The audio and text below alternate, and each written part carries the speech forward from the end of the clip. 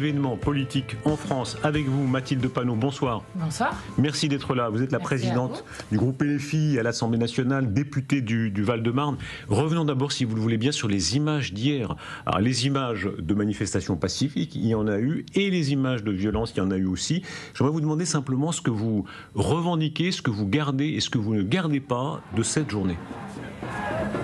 En voyant des images ou alors... Oui, vous les voyez, on les voit défiler pendant que vous parlez. Voilà. Alors, j'aimerais bien voir justement sur les images si vous montrez par exemple ce manifestant à Montpellier qui a reçu en pleine tête un canon à eau au point qu'il a fait à la fois une incapacité à parler et une perte de mémoire. Ces images près d'une école maternelle où on voit par exemple des enfants qui ont été gazés. Et donc moi, je vais vous dire ce que je condamne, puisqu'on ne nous demande jamais ça.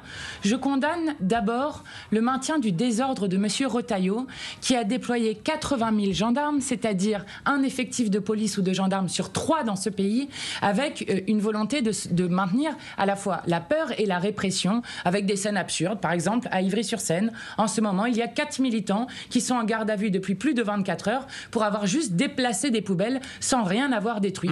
Donc, il y a de la part de la Macronie une volonté de faire peur, une volonté de réprimer et d'empêcher un mouvement populaire de se faire. Mathilde Panot, il y a eu ces faits, mais il y a eu également, à l'inverse, à Paris, des jeunes qui ont lancé des poubelles violemment contre des policiers, des jeunes qui ont sauté sur une voiture de police. Quand même, là, comment réagissez-vous ? Je réagis en disant que c'est scandaleux qu'après un mouvement, et d'ailleurs vous l'avez dit vous-même, Monsieur Pilat, qui était un mouvement d'ampleur. Si vous regardez les chiffres que je conteste, mais les chiffres de la police, qui sont loufoques, parce qu'il y a eu évidemment beaucoup plus de monde dans ce mouvement du 10 septembre. Mais prenons les chiffres de la police pour regarder. Il y a eu dans cette manifestation et ce mouvement du 10 septembre plus de personnes mobilisées que dans toutes les mobilisations du Gilet jaune, à l'exception de la première, si on prend les chiffres de la police, donc à comparaison, qui sont valables.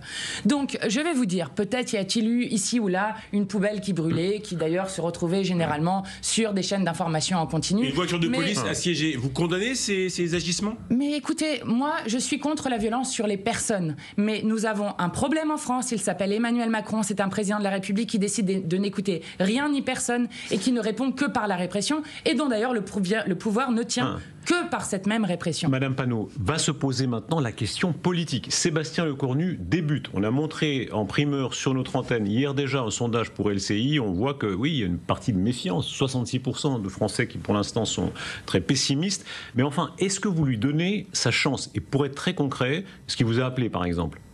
Alors non, d'ailleurs je crois qu'en ce moment il appelle les chefs de parti, donc nous n'avons reçu aucun appel de sa part, mais je vais vous dire, nous ne lui faisons aucune confiance et nous disons même que M. Lecornu est un Premier ministre illégitime. Mais déjà maintenant, attendez, pourquoi ne pas lui accorder le bénéfice quand même ? Il vient d'arriver, il y a quelques heures, de dire ok, on va vous voir. Depuis 2022, c'est le 5e Premier ministre de M. Macron. Sébastien Lecornu est le premier et le dernier soutien d'Emmanuel Macron, c'est-à-dire que c'est le seul homme en France qui a été ministre d'Emmanuel Macron depuis 2017.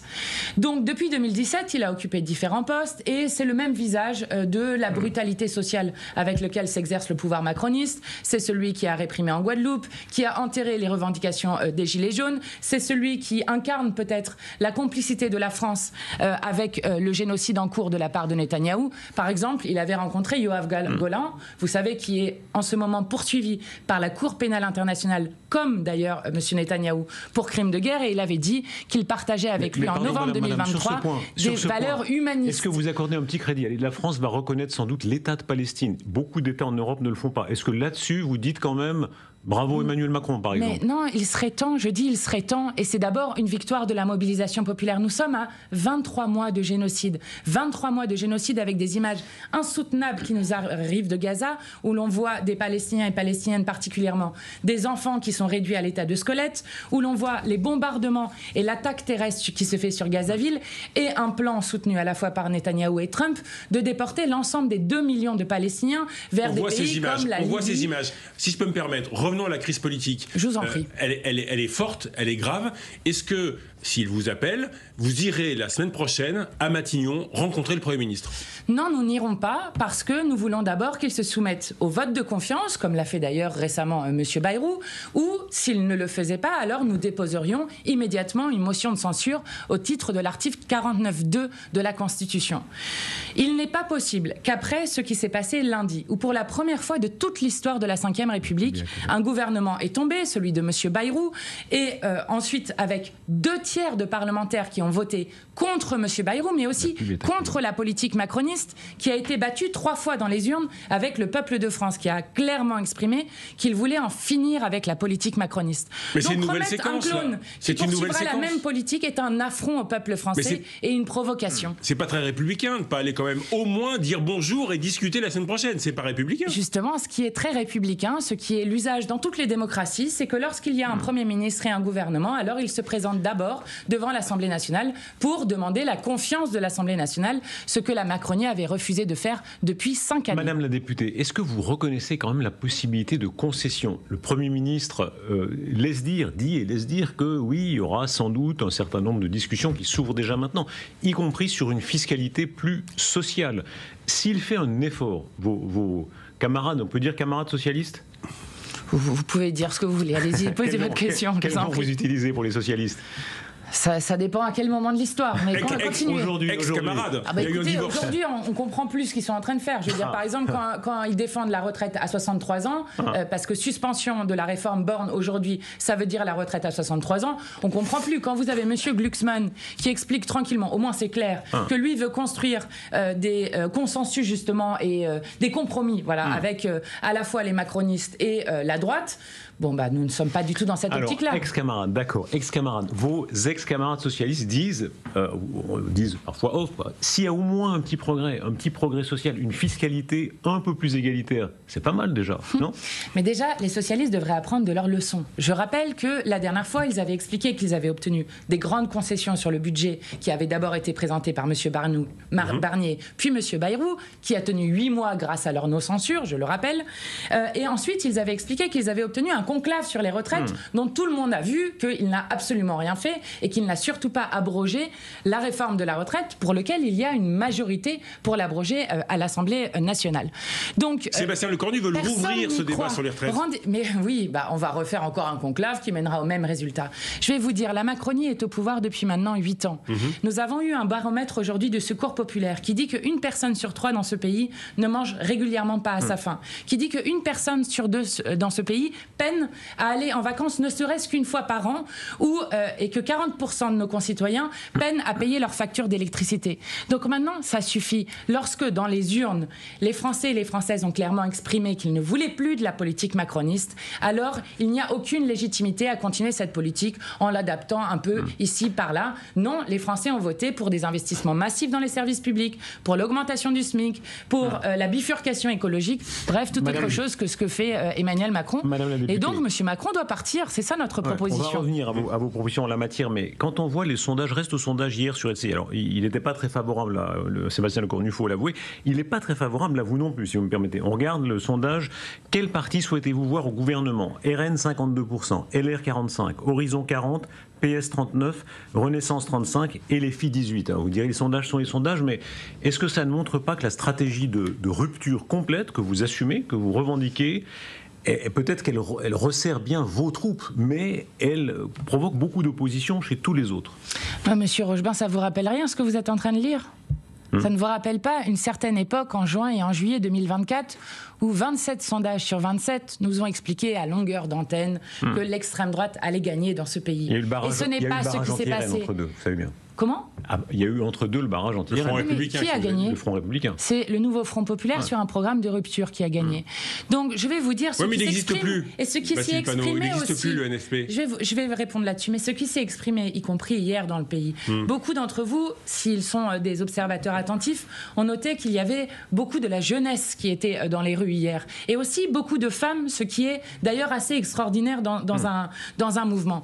Mais très peu salariés. La France n'a pas été bloquée hier. Oui, mais attendez le 18 où j'espère bien qu'il y aura une jonction. C'est l'acte 2 du mouvement septembriste et où l'ensemble des syndicats appellent justement à faire grève. Et donc j'espère bien que la jonction entre la grève massive dans le pays et la jeunesse permettra de faire en sorte qu'on arrive à un moment encore plus important que celui que nous avons vécu hier. Restez bien avec nous et restez bien vous aussi avec nous. D'abord, je rappelle que dans quelques instants, on ouvrira notre soirée spéciale. Je rappelle cette information très importante. La France, ce soir, ça date d'il y a quelques minutes, envoie 3 rafales en Pologne. On va voir le branle-bas de combat militaire. 40 000 soldats polonais à la frontière bordant la Russie et la Biélorussie. Une branle-bas de combat dans toute la région. On entendra la chef de la diplomatie européenne sur LCI dans quelques instants.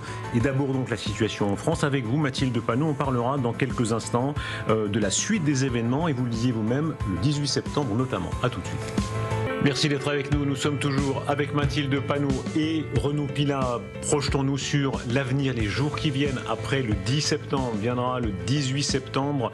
Quelle est l'ampleur du blocage que vous espérez exactement? On a souvenir dans l'histoire de France des grands blocages de mai 68 où vraiment la grève devenait une grève générale. Est-ce que c'est cela que vous espérez? Oui, on espère que le peuple puisse se faire entendre sur les revendications qu'il a. Et je veux faire remarquer à tout le monde qu'avant même que le mouvement du 10 septembre commence, donc qui connaîtra son acte 2 le 18 septembre, ils ont déjà obtenu 2 victoires très importantes. La première, c'est évidemment la chute du gouvernement Bayrou, puisque lui-même a admis que c'était la mobilisation du 10 qui lui faisait peur et qui l'a amené à demander ce vote de confiance. Mais aussi, aujourd'hui, le gouvernement qui a décidé, démissionnaire donc, d'enlever les décrets sur le doublement des franchises médicales, qui voulaient prendre 2 € sur chaque boîte de médicaments et 8 € sur du transport sanitaire. Et ça aussi, c'est une victoire de la mobilisation populaire. Donc il faut continuer tant que Emmanuel Macron ne comprendra pas qu'il ne peut pas continuer une politique qui a été défaite par la souveraineté populaire. On voit bien que le 18, vous voulez à la fois marcher et mobiliser vos troupes. Il y aura également tous les syndicats, ce qui est assez rare. Toute la gauche, peut-être, mais le PS. Alors moi, j'ai absolument pas compris ces dernières heures, ces derniers jours, votre divorce public, acté, avec le PS. Jean-Luc Mélenchon dit, s'il y a un Premier ministre socialiste, on censure. Vous vous rendez compte, on censure. Les électeurs qui, il y a un an, ont voté en commun. Les socialistes disent, si c'est un Premier ministre LFI, on censure. Ce divorce, jamais il y a des élections anticipées, ce divorce. On va prendre les choses dans l'ordre. D'abord, c'est les socialistes qui ont expliqué qu'ils ne voulaient pas de ministres insoumis dans leur gouvernement, mais surtout qu'ils laissaient tomber le programme sur lequel ils ont été élus il y a un an. Nous, et ce n'est pas étonnant, nous resterons fidèles au programme sur lequel nous avons été élus et aux convictions que nous portons. Lorsque, par exemple, ils abandonnent l'abrogation de la retraite à 64 ans pour dire « nous sommes pour la retraite à 63 ans », lorsqu'ils abandonnent le rétablissement de l'impôt de solidarité sur la fortune, comme ils l'ont fait dans leur contre-budget, lorsqu'ils abandonnent la garantie universelle pour les étudiants, etc., on pourrait continuer. Alors, nous ne participerons pas. Et nous l'avons dit, nous n'avons pas dit nous censurons immédiatement, nous avons dit pour qu'il y ait un gouvernement socialiste, cela veut dire que derrière, il y aurait une grande coalition avec les macronistes et les LR, et nous ne participerons jamais à cela. Mais Mathilde Panot, attendez, en cas de dissolution, parce que vous souhaitez à la fois une dissolution et un départ du président de la République, en cas de dissolution, dans les circonscriptions, accord ou pas? Mais alors, vous allez perdre des dizaines de députés. Nous, on demande d'abord qu'il y ait un départ du président de la République. Oui. On lui laisse le choix entre démission et destitution.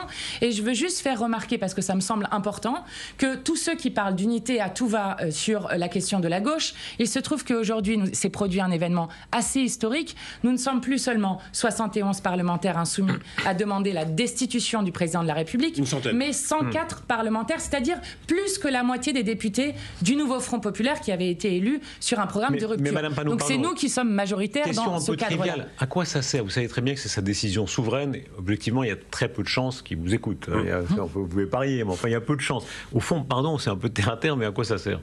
Mais ça sert parce que vous aurez remarqué qu'il y a 2 tiers des parlementaires, ça commence par l'Assemblée nationale, il y a 2 tiers des parlementaires qui ont voté contre Bayrou et sa politique. Et donc s'il y avait 2 tiers des parlementaires qui votaient pour la destitution du président Emmanuel Macron, alors on aurait franchi la première étape de l'Assemblée. Ça n'aura pas lieu. Eh bien, ça n'aura pas lieu, vous n'en savez rien, parce que je vais vous dire, par exemple, Emmanuel Macron expliquait fièrement que François Bayrou continuerait son mandat jusqu'en 2027.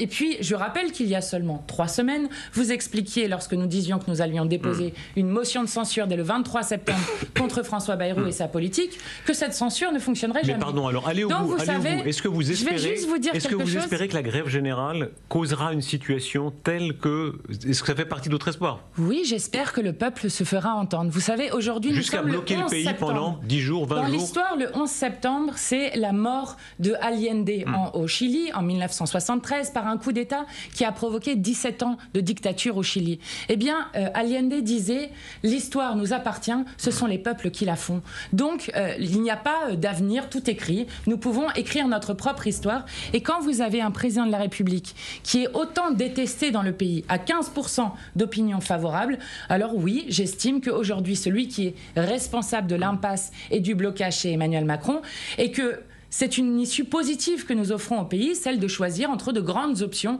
qui s'offrent pour le pays, qui permet de sortir de l'impasse. Oui, mais j'ai une mini-question. Si Emmanuel Macron partait à cause de son impopularité, c'est ouvrir une brèche extrêmement grave dans les institutions de la Ve République. Vous voulez passer à la Sixième République, mais sous la Cinquième. Demain, présidentielle anticipée, Jean-Luc Mélenchon est élu. Au bout d'un an et demi, pardonnez ma trivialité, il se plante. Ça veut dire que tous les présidents qui seront très impopulaires, on va tous les 2 ans les faire partir. Non, mais attendez, c'est extrêmement grave. Alors, d'abord, il y a 2 choses. Vous avez des exemples dans l'histoire de France. De Gaulle est déjà parti de lui-même en disant qu'il rend des services au pays après un vote qui avait été perdu. De lui-même. Or, Emmanuel Macron n'a pas perdu un vote, mais 3. Ça, c'est la première chose. Et la deuxième chose, là où vous avez raison, c'est que nous, dans le cadre de la Sixième République, nous voulons organiser les choses. C'est-à-dire, ce n'est pas en se basant sur des sondages de popularité, mais nous voulons faire ce qui s'appelle le référendum d'initiative citoyenne, qui était déjà porté par les Gilets jaunes, avec notamment le référendum révocatoire. Mais là, on est dans la 5e. Et oui, mais si nous avions, même dans la Ve République, si nous avions un référendum révocatoire possible, alors Emmanuel Macron serait déjà parti. Et il est sain dans une démocratie que par le vote, on puisse organiser des choses qui permettent de sortir, là aussi, d'une impasse. La stratégie de la gauche à long terme. Vous êtes aujourd'hui, il faut le dire, un grand parti de gauche. De fait, vous êtes un grand parti de la gauche, vous marquez l'histoire de la gauche, mais si on remonte, 1936, les Fronts populaires, Blum, Mitterrand en 80, il y a des moments dans l'histoire où la gauche a été au pouvoir, où les socialistes ont accepté d'être modérés, ont accepté de traiter, d'avoir des majorités qui n'étaient pas exclusives, et il y a eu des acquis sociaux considérables. Pourquoi est-ce que vous refusez ce pari aujourd'hui? Pourquoi aller à la rupture totale? Mais Monsieur Rochebin, refaites l'histoire. C'est toujours nous qui avons fait l'union. Regardez, 2022, Jean-Luc Mélenchon fait 22%. Tous les autres font moins de 5%, et je vais rappeler le score du Parti socialiste qui fait 1,67%. Que faisons-nous? Nous disons, nous jetons la rancune à la rivière alors que nous avons manqué le second tour à 420 000 voix. Nous créons à cette époque la NUPES, rompue par les socialistes juste après. Puis ensuite, nous créons le nouveau Front populaire en donnant 100 circonscriptions aux socialistes pour un petit écart aux européennes qui n'a rien à voir entre 1,67 et 22%. Et à ce moment-là, nous faisons là encore la démonstration que les socialistes s'assoient sur le programme. Ce n'est pas possible. Merci beaucoup d'avoir été notre invité. Merci à vous. Merci à vous, Mathilde Panot. Et rendez-vous le 18 septembre, évidemment.